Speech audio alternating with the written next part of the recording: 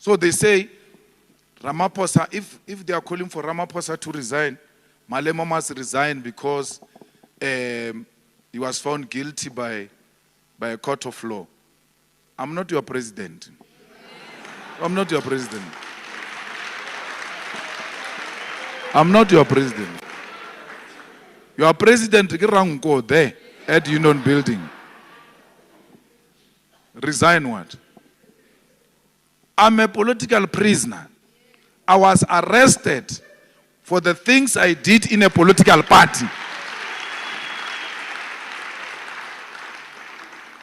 I'm a political prisoner. They will have to open the Robben Island if they want to arrest me. Because I can't go and be mixed with criminals. I'm not a criminal. I'm a political prisoner. We must tell them. When they say your president was found guilty, say he's a political prisoner. It's not a criminal.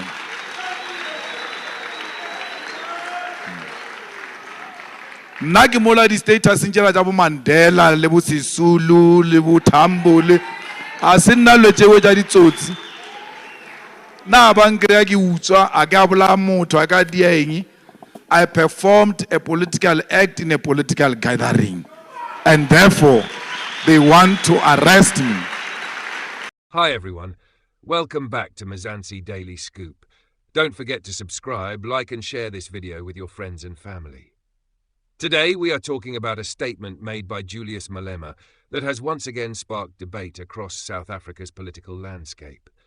Malema responded to people who say that if South Africans are calling for Cyril Ramaphosa to resign, then he must also resign because he was once found guilty by a court of law. Malema fired back strongly and said, "So they say Ramaphosa. If they are calling for Ramaphosa to resign, Malema must also resign because he was found guilty by a court of law. I'm not your president. Your president is Cyril Ramaphosa there at the Union Buildings." Now, family, this statement is already causing serious conversations online because Malema is basically separating himself from the standards expected from a sitting president. According to him, he is not the head of state, meaning he should not be judged using the same expectations placed on Ramaphosa. But many South Africans are asking an important question. Should politicians be held to different standards depending on their positions, or should accountability apply equally to everyone? This is where the conversation becomes very interesting. For years now, Julius Malema has built his political image around challenging those in power. Whether it is corruption allegations, state capture, unemployment or economic inequality, Malema has always positioned himself as someone who speaks directly against the establishment. His supporters believe he is fearless and willing to say what many politicians are too scared to say publicly. But critics argue that Malema himself is not free from controversy. They point to his past legal battles and disciplinary cases and say he cannot claim moral superiority while having his own political baggage. That is why every time Malema attacks Ramaphosa, some people quickly remind the public about his own past. However, Malema's latest response shows that he believes there is a major difference between being an opposition leader and being the president of the country. In his view, the president carries the highest responsibility because the president represents the entire nation, controls state institutions, and is trusted with public resources. And honestly, this debate is bigger than just Malema versus Ramaphosa. It touches on the future of leadership in South Africa. Many South Africans are frustrated right now. The economy is struggling, unemployment remains high, crime continues to affect communities, and load shedding has damaged businesses and households over the years. Because of these challenges, citizens are becoming more demanding when it comes to political accountability. When allegations or scandals emerge involving national leaders, people expect transparency and answers immediately. That is why the pressure on Cyril Ramaphosa has remained intense, especially after controversies like the Fala matter.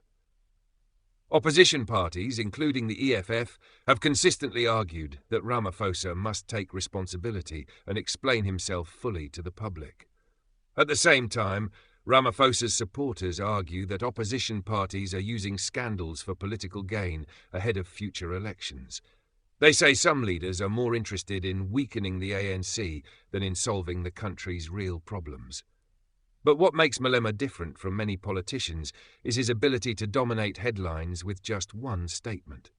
Whether people agree with him or not, he understands how to shape public conversations.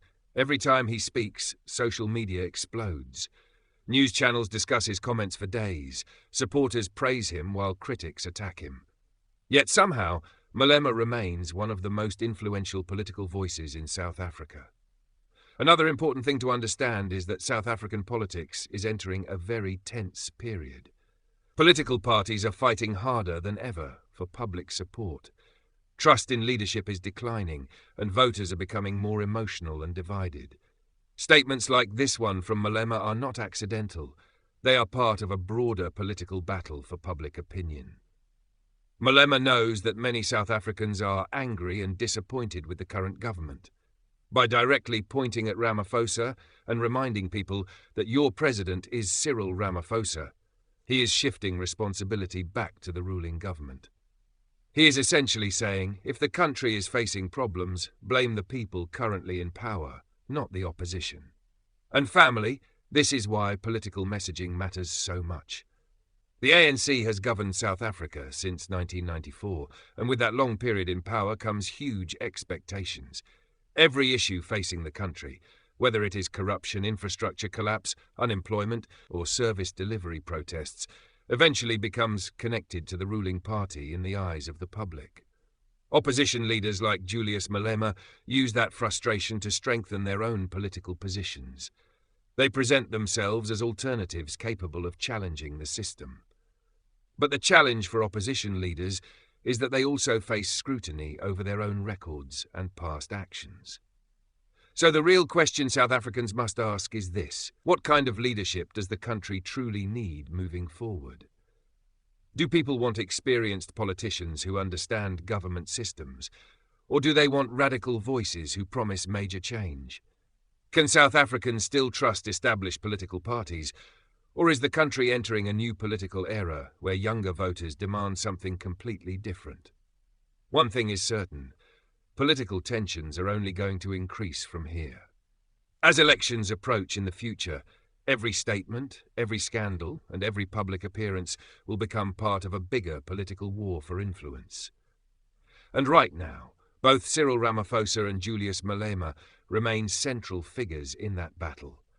Some South Africans believe Ramaphosa deserves more time to fix the country's problems, while others believe the government has already failed too many people.